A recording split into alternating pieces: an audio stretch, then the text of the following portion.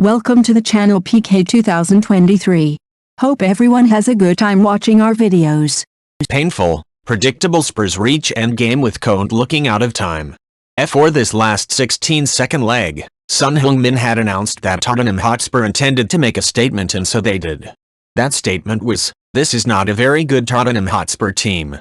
Rather, this felt like a Spurs team reaching the end of something, without clarity or craft or any real sense of life. A team that is facing up now to another season of chasing another season of chasing another season of, well, what exactly?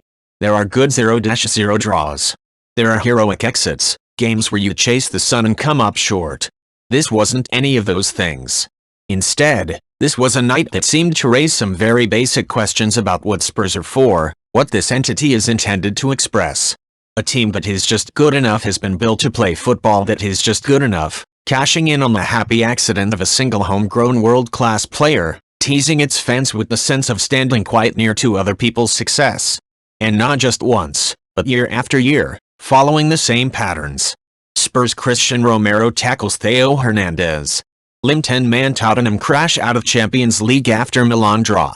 What is the point of the rest of Spurs league season from here? A desperate push to finish fourth in order to do all this over again? What is the point of erecting this mimesis of an ambitious team? Who, exactly, is enjoying this, destined to look back on it all as the days of their lives? This is product. Stuff on a stage. They have a go-kart show here too, apparently. Needing to score 2 progress in this tie. Spurs were terrible in the first half, a team playing through a muddle of sleepiness and heavy touches. They didn't have a shot on target. They didn't look like they actually wanted a shot on target.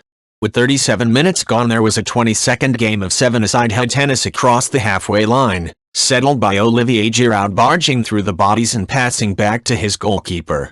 It almost came as a relief when Christian Romero was booked for an absurd full-body lunge at the excellent Rafael Leo, launching himself full-length like a paratrooper leaping out of a burning aeroplane and taking his man at hip height. The Tottenham Hotspur Stadium was a magnificent, chill, drizzle-washed spectacle at kickoff. Albeit the tone on nights like these always seems a little mismatched with a 3-minute blast of Chaz and Dave Tinkly Tonkly pub rock before kickoff. But, hey, you can't kill the spirit. Antonio Conte was back on the touchline again, recovered just enough now from what is a horrendous piece of surgery.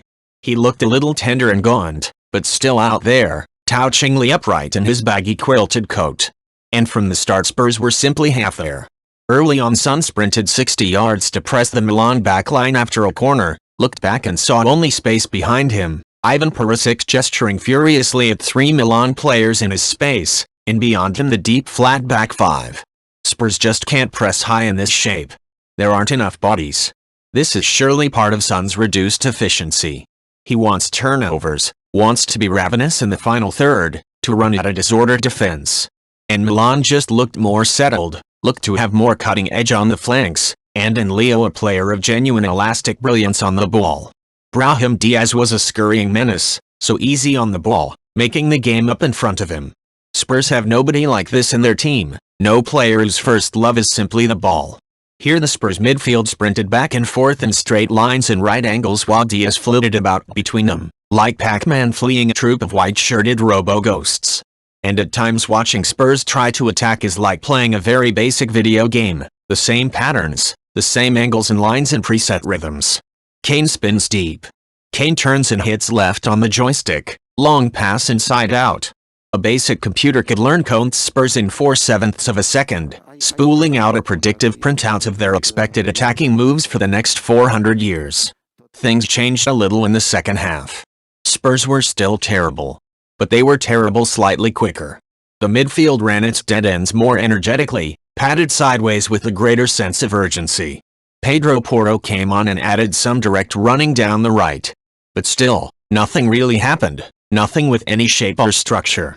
With 21 minutes to go before the exit door, Spurs made, of all things, an attacking change, Richarlison replacing Emerson. And this was it, the cavalry charge, the pedal-floored, Conte Spurs in full fight mode. In practice this added up to a frantic 4-2-4, and endless high diagonal passes towards something undefined, a better future, an end to this thing. There was a last note of gallows humor, with 8 minutes to go and Spurs in need of craft, patience, incision, Conte took off Dejan Kulusevski and sent on Davinson Sanchez. Is this, like irony? And those final minutes were painful.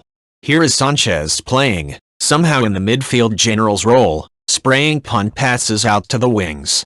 Here is Leo holding the ball with devastating ease. This is not a starry Milan team, it's a product of 3 years spent reining in the club's debt. But they had a clarity Spurs lacked, the sense of at least resembling a modern, fluid, elite football team. For Spurs, this thing is surely reaching a tipping point. Conte does look a little out of time. Here is a coach unflinchingly wedded to the tactical hairstyle of his youth, still rolling out the same shape, the same deep block, and still, as all Spurs managers must, hoping Harry and Sonny will solve the rest of it. It never really looked like happening here. An event was staged.